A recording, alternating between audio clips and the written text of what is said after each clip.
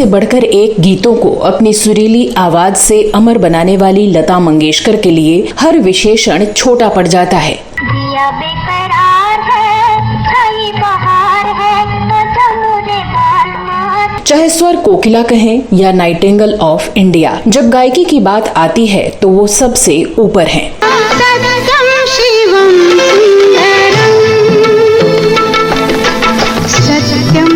लता मंगेशकर ने हजारों अमर गीत गाए और उनके गाए गीत हमारे देश की ख्याति में चार चांद लगाने वाले चमकते हुए नगीने हैं। आया मेरा परदेसी, प्यास बुझी मेरी। आज उनके गाए गीतों की नकल करके लोग वाहवाही लूटते हैं। बड़ी से बड़ी गायिका इस बात में गर्व महसूस करती हैं जब कोई कहता है कि उनकी आवाज लता मंगेशकर जैसी है। प्यार किया तो डरना क्या, जब प्यार किया तो डरना क्या। लता मंगेशकर ने जो गाना गाया वैसा कोई और गायिका गाने के बारे में सोच नहीं सकती है। लता मंगेशकर की गायकी निर्विवाद है, लेकिन ये भी सच है कि उनके साथ कई विवाद भी जुड़े हुए हैं।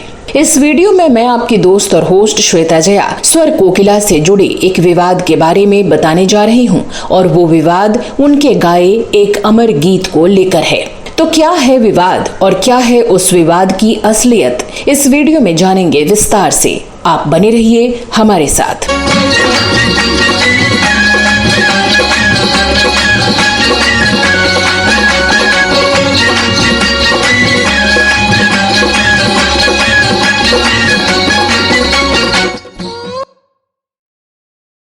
दोस्तों, देशभक्ति गीतों की जब बात आती है तो लता मंगेशकर का गाया ये गीत संभवतः सबसे अधिक लोकप्रिय है, जिसे उन्होंने भारत के पहले प्रधानमंत्री जवाहरलाल नेहरू के समक्ष गाया था।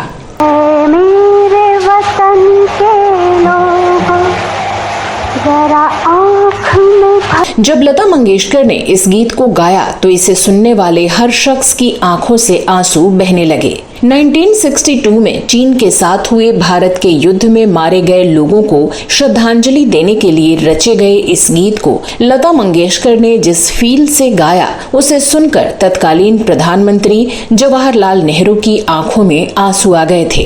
जो शहीद हुए हैं उनकी जरा याद करो। लता मंगेशकर ने इस गीत को पहली बार 27 जनवरी 1963 को नई दिल्ली के नेशनल स्टेडियम में गाया था। उस दौरान तत्कालीन राष्ट्रपति सर्वपल्ली राधाकृष्णन और तत्कालीन प्रधानमंत्री जवाहरलाल नेहरू भी कार्यक्रम में मौजूद थे।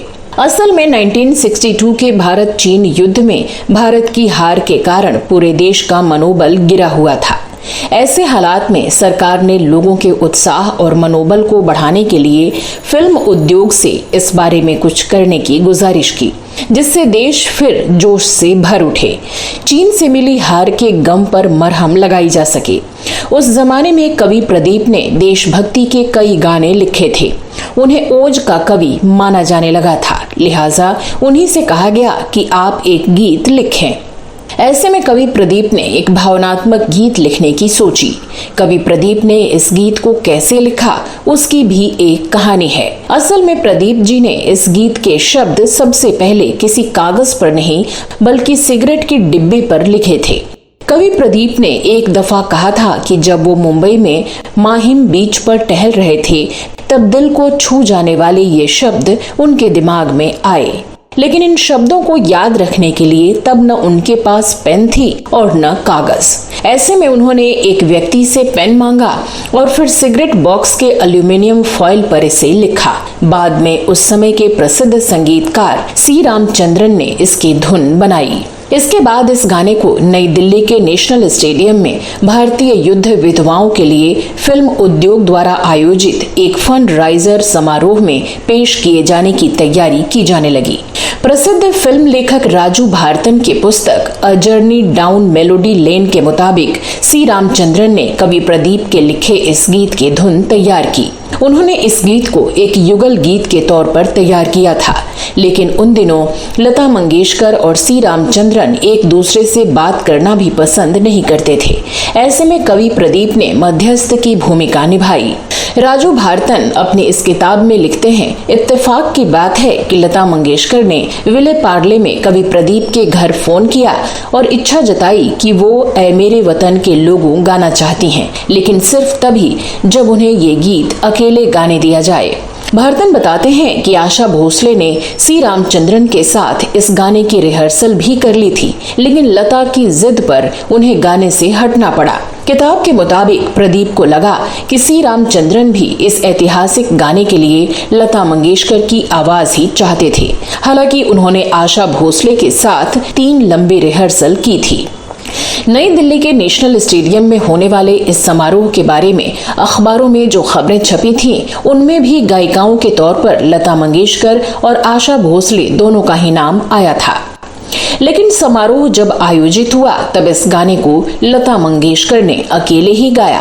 जब लता ने इसे नेशनल स्टेडियम में गाया तो वहां प्रधानमंत्री नेहरू के साथ राष्ट्रपति राधाकृष्णन भी मौजूद थे। इस गीत ने नेहरू को इतना प्रभावित किया कि नम आंखों से नेहरू जी ने लता मंगेशकर को गले लगा लिया। वो इस गाने से इतना प्रभावित हो गए कि उन्होंने कह दिया कि जो इस गाने से प्रभावित नहीं हो सकता, मेरे ख्याल से वो हिंदुस्तानी है ही नहीं। जरा आँख में भर लो पानी, जो शहीद हुए हैं। कुछ साल पहले मुंबई के महालक्ष्मी रेस कोर्स मैदान में आयोजित एक कार्यक्रम के दौरान इस गीत से जुड़ी स्मृतियों को साझा करते हुए बताया था कि 1963 में मैंने ये गीत गाया था। ये गीत गाने के बाद नेहरू जी ने अपने घर मुझे चाय पर बुलाया। मैं वहां पहुंची और अंधेरे कोने में खड़ी हो गई।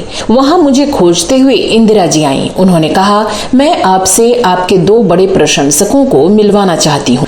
थोड़ी देर बाद वो आईं तो उनके साथ 2 बच्चे थे, राजीव और संजय। उन्होंने मेरे साथ फोटो खिंचवाया। लता जी ने कहा, तब 1962 की लड़ाई से नेहरू जी दुखी थे। सबके ऊपर दुख की छाया थी। उस हालत में मैंने ये गाना गाया था। आज तक मैंने जितने भी शो किए हैं, हर जगह मुझे ये गीत गाना पड़ता था। विदेशों में तो 110 बार गा चुकी हूँ। मैं आपको बताऊं, गए 33 वर्ष मैं ये गाना गाती हूँ और लोग, अगर जिस जगह मैं नहीं गाती हूँ वहाँ लोग खड़े हो जाते हैं और कहते हैं, नहीं नहीं दीदी, एक मर्तबा वो गाना गाइए, ऐ मेरे वतन के लोगों। तो दोस्तों, आप इस बारे में क्या कहना चाहते हैं? आपके पास इस गीत से जुड़ी कोई जानकारी हो या आपके विचार हो तो कमेंट बॉक्स में अवश्य लिखें। इस वीडियो में बस इतना ही। अगले वीडियो में मैं फिर फिल्मों, गीतों और फिल्मी हस्तियों के बारे में जानी अनजानी जानकारियां लेकर हाजिर हो जाऊंगी। तब तक के लिए नमस्कार।